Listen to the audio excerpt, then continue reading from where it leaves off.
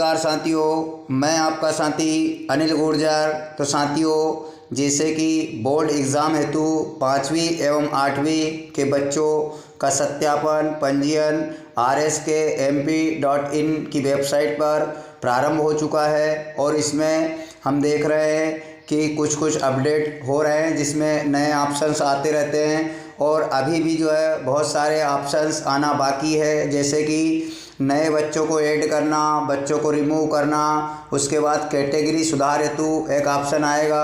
तो इस प्रकार से अभी बहुत सारे अपडेशन इसमें होना है। तो साथियों, आज जो हम इस वीडियो में बात करेंगे, हमारे जो प्राइवेट संस्था वाले साथी थे उन साथियों को ये समझ नहीं आ रहा था कि हम किस आईडी से या किस प्रकार से आरएसके की पोर्टल या लिंक को खोलें और उसमें हम हमारे कक्षा 5वीं एवं 8वीं के बच्चों का सत्यापन कर पाएँ। तो साथियों, आज इसमें प्राइवेट संस्था के लिए भी ऑप्शन आ चुका है। तो हम आज इस वीडियो में देखेंगे कि उनका यूज़र आईडी एवं पासवर्ड क्या होगा और वह किस प्रकार से सत्यापन कर पाएंगे। तो साथियों, चलते हैं हम वीडियो की ओर। साथियों, आप वीडियो में अंत तक बने रहे। इसी प्रकार के मेरे चैनल पर शिक्षा विभाग से जानकारी युक्त वीडियो शेयर किए जाते हैं, इसलिए तमाम साथियों से अनुरोध है कि प्लीज़ मेरे चैनल को आप सब्सक्राइब कर लें। सब्सक्राइब के लिए नीचे रेड कलर में सब्सक्राइब लिखा होगा, उस पर क्लिक करके सामने दिए बेल आइकन पर क्लिक करके उसमें ऑल पे क्लिक कर लें ताकि मेरे द्वारा बनाए गए शिक्षा विभाग के वीडियो का नोटिफिकेशन आपको मिलता रहे और आप अपना काम आसानी से कर पाए। तो साथियों, चलते हैं हम वीडियो की ओर। तो साथियों, ये मेरे मोबाइल की मेन स्क्रीन है। आप इसके किसी भी ब्राउज़र में जाकर, जैसे कि मैं यहाँ पर क्रोम ब्राउज़र को ओपन कर लेता हूँ। तो जैसे ही मैंने क्रोम ब्राउज़र पर टिक किया तो कुछ इस प्रकार से आ चुका है। अब हम इसके जो सर्च बार है इसमें लिखेंगे RSKMP। साथियों, इसकी लिंक भी डिस्क्रिप्शन बॉक्स में दी गई है, आप वहां से भी इसको खोल सकते हैं। तो आप देख रहे हैं सर्च बार में लिखा है rskmp.in। तो ये ऊपर ही आ चुकी है राज्य शिक्षा केंद्र की वेबसाइट। हम इसको ओपन कर लेंगे। जैसे ही आप ओपन करेंगे तो आपके पास कुछ इस प्रकार का इंटरफेस आएगा। साथियों, अभी तक जो है यहाँ पर केवल गवर्नमेंट शाला का ही ऑप्शन आ रहा था, लेकिन आज इसमें जो है प्राइवेट संस्था का भी आ चुका है। तो साथियों, अब हम आज वीडियो बना रहे हैं प्राइवेट के लिए। दोनों को अंदर जो है जो बच्चों की सूची खुलेगी उसमें एक जैसे ही कार्य करना है, लेकिन सिर्फ जो है वेबसाइट को ओपन करने के तरीके अलग अलग है, उनकी यूज़र आईडी एवं पासवर्ड अलग है। तो साथियों, सबसे पहले हम जैसे गवर्नमेंट था वहाँ पर हम प्राइवेट पे टिक कर, तो हमने यहाँ पर प्राइवेट पे टिक कर लिया और प्राइवेट के बाद अब प्राइवेट संस्था की यूज़र आईडी क्या होगी। तो साथियों, उनकी जो PS करके जो आईडी होती है वही उनकी यूज़र आईडी होगी। तो मैं एक संस्था की यूज़र आईडी यहाँ पर डालता हूँ, PS 4147। इस प्रकार से इस संस्था की ये यूज़र आईडी है। अब साथियों, बात आती है पासवर्ड की कि पासवर्ड क्या हो गए। तो मित्रों, आप क्या करेंगे कि बहुत सारे साथियों के पास पासवर्ड नहीं होंगे। तो ये जो आप नीचे देख रहे हैं यहाँ पर PS 141 करके यूँ डाल देना, मतलब जो भी आपकी संस्था की आईडी हो वो डाल करके फॉरगेट पासवर्ड पर क्लिक कर देंगे। तो साथियों, जैसे ही हमने फॉरगेट पासवर्ड पर क्लिक किया तो यहाँ पर आप देख रहे हैं ऑप्शन क्या है, उपयोगकर्ता का नाम एवं मोबाइल नंबर। उपयोगकर्ता का नाम इंग्लिश में आएगा आपका यूज़र नेम यानी यही जो आईडी है आपकी संस्था की PS 147, जो भी आपकी संस्था की आईडी होगी वो आप डालेंगे और आपका जो संस्था के लिए पंजीकृत मोबाइल नंबर है वो दर्ज कर देंगे। सेम कैप्चा कोड फिल करके रीसेट पासवर्ड पर क्लिक कर देंगे। तो साथियों, आपके मोबाइल नंबर पर RSK की तरफ से एक नया पासवर्ड शेयर कर दिया जाएगा, वही आपका लॉगिन पासवर्ड यहाँ पर होगा। तो साथियों, समझ गए होंगे, वहाँ पर हमें फॉरगेट पासवर्ड पर क्लिक करना है।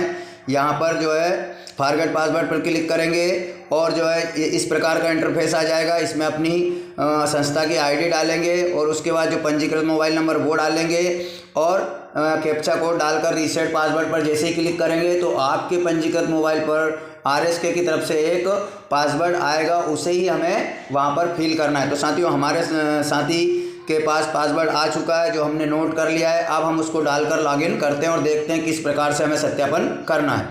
तो साथियों, हम पुनः आ चुके हैं हमारे जो login website page home page है उस पर यहाँ पर हम डाल देते हैं संस्था की आईडी। तो ये मैं डाल देता हूँ संस्था की आईडी। उसके बाद में ये जो पासवर्ड है, जो पासवर्ड में हमारे मित्र को प्राप्त हुए थे, वो पासवर्ड डाल देते हैं हम यहाँ पर। और पासवर्ड डालने के बाद में उसको कर लेंगे हम login. Same captcha code fill कर देते हैं।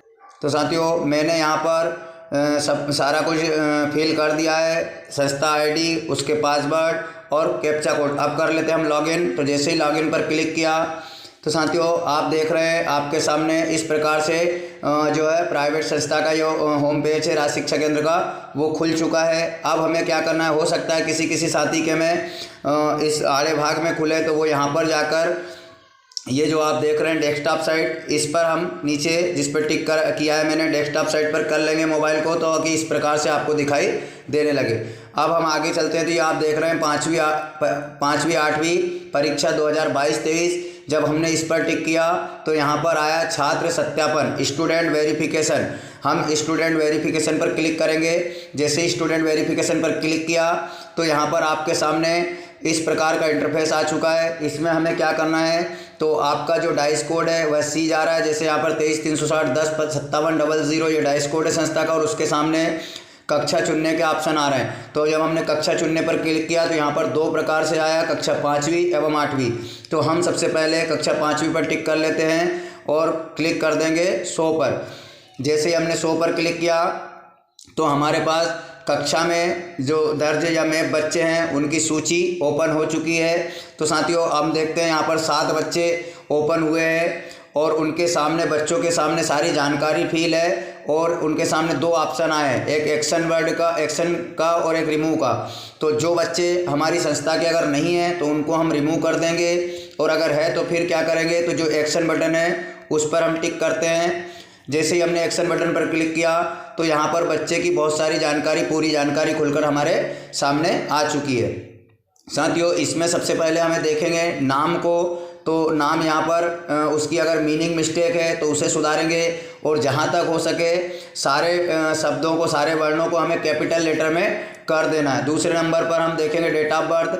हमारे दाखिल खारिज के हिसाब से हमें डेट ऑफ बर्थ देखना है। अगर गलत है तो हमें जो कैलेंडर दिखाई दे रहा है उसके सामने उस पर टिक करेंगे और इसमें से हम डेट ऑफ बर्थ सुधार कर सकते हैं। साथियों इसके बाद कक्षा सीज रहेगा। इसके बाद CWSN वाला जो ऑप्शन है इसमें यस या नो का है। जैसे हम नो पर क्लिक करेंगे तो सामने का जो कैटेगरी है CWSN की वो सीज हो जाएगी। अगर यस है तो उसमें जो भी है वो हम फिल करेंगे। यहाँ पर हम बच्चे का जेंडर देख लेंगे, अगर जेंडर गलत आ रहा है तो उसे हम बदल देंगे। उसके बाद पिता का नाम, माता का नाम, इन्हें भी हमें मीनिंग देख लेना है, और जो हमारे दाखिल खारिज में है उस हिसाब से उसकी इंग्लिश में मीनिंग बना करके यहाँ पर कैपिटल लेटर में उनके नाम को फिल कर देना है। अब साथियों यहाँ पर आता है मीडियम। तो आपका जो भी हिंदी, अंग्रेजी जो भी माध्यम हो संस्था का या बच्चे का, वो माध्यम यहाँ पर डाल देना है।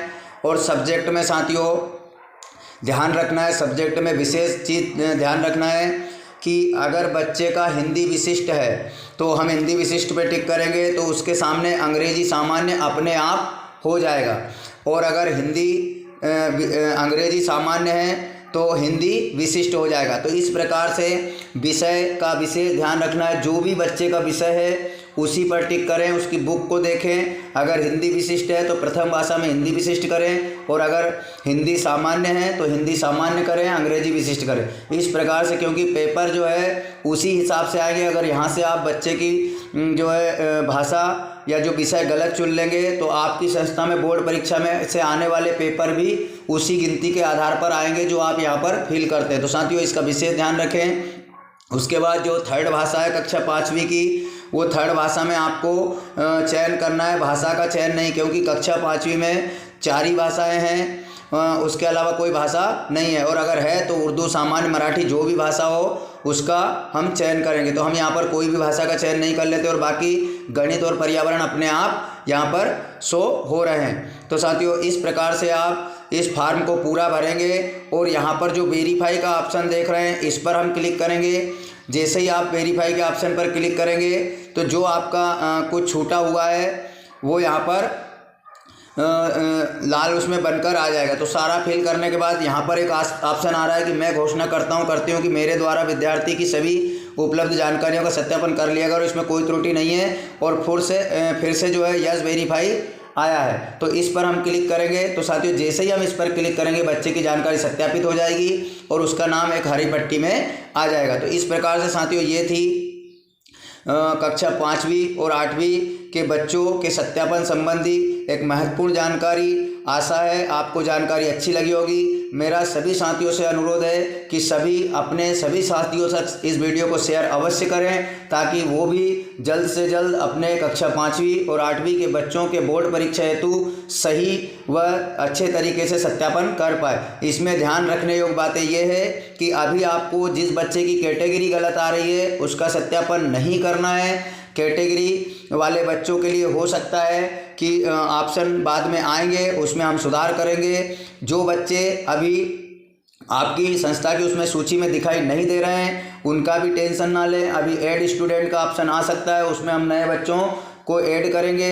जो बच्चे आपकी संस्था के नहीं है लेकिन इस सूची में दिखाई दे रहे हैं उनको रिमूव वाले ऑप्शन से रिमूव कर दें ताकि वो हट जाएंगे। तो इस प्रकार से तमाम बातों का ध्यान रखते हुए और हमें एक एक बच्चों का जो है वेरिफिकेशन बड़े ही सावधानी पूर्वक उनकी सही मीनिंग के साथ, सही डेट ऑफ बर्थ के साथ, सही कैटेगरी के साथ, सही विषय के साथ करना है।